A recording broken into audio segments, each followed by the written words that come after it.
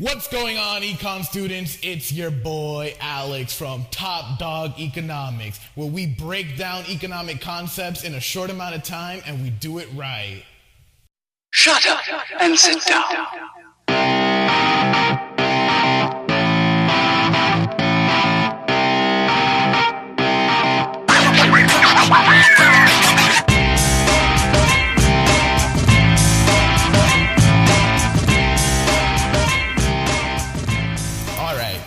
Today we're going to be dealing with monopolies. Monopolies are found in a monopolistic market. Not a monopolistically competitive market, a monopolistic market. In a monopolistic market, there are four distinct characteristics. The first is there are high to nearly impossible barriers to entry, which means that firms that are trying to get in or out of the market can't do so. The next characteristic is no close substitutes.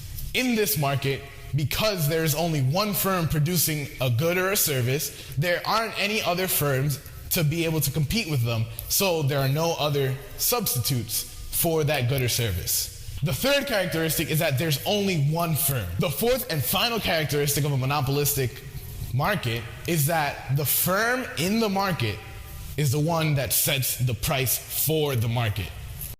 There are four situations that a monopolistic market can find themselves in, or a monopolistic firm can find themselves in. These four situations are: 1, maximizing its profits; 2, maximizing its revenue; 3, incurring a loss; and 4, producing at the point where it's best for the society, or the socially optimal output. Let's go over the graph of a monopolist that's making a profit.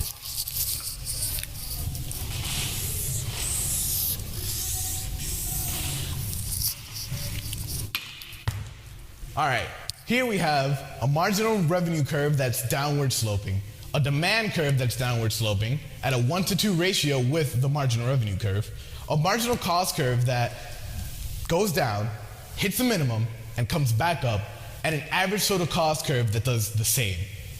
Here we see that the monopolist is profiting. Why?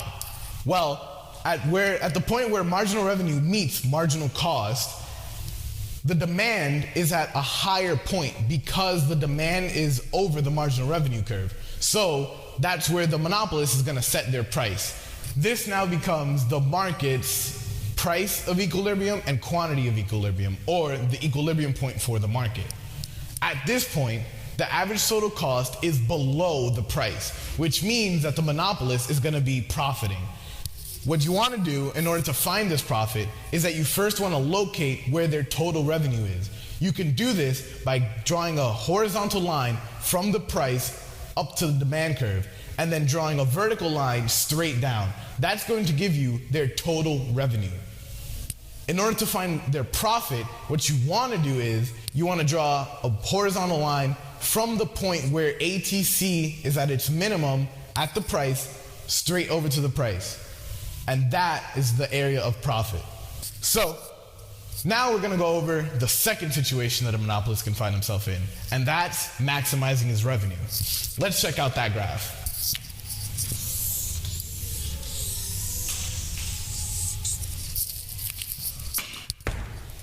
Right here. Once again, we have the same exact graph. Marginal revenue going down, hitting zero, and going negative.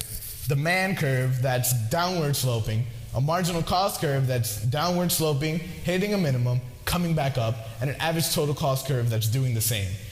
But now, for whatever reason, the monopolist is going to maximize his revenue. How do we find that? Well, what we do is that we go over to where marginal revenue hits zero. And then we go up to the demand curve. At that point, that is going to be the market price and market quantity that the monopolist is going to produce.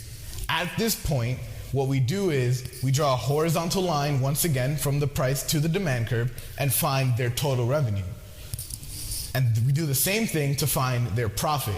The other two situations that a monopolist can find himself in is incurring a loss and producing at the socially optimal output. Let's go over the monopolist graph of a monopolist incurring a loss.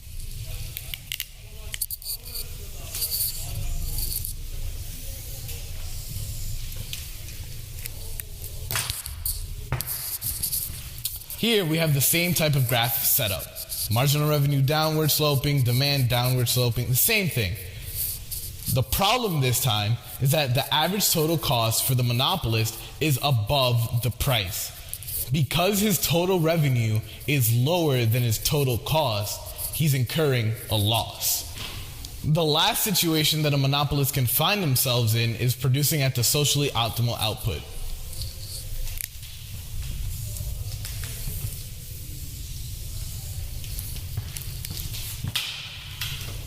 This time, we just have the blank monopolist graph showing all the curves.